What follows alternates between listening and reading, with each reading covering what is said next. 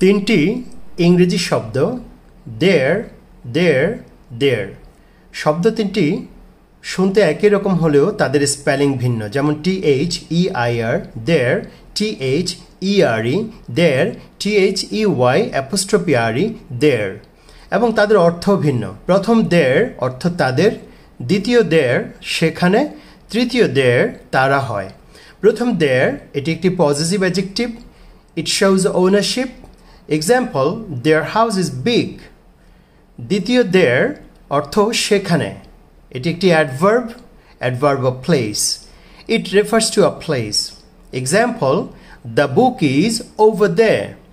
তৃতীয়টি দেয়ার অর্থ তারা হয়, it is a contraction of they and are. Example, they are going to the park. তাহলে শিক্ষার্থী বন্ধুরা, প্রথম দেয়ার অর্থ তাদের, দ্বিতীয় দেয়ার সেখানে, তৃতীয় দেয়ার তারা হয়।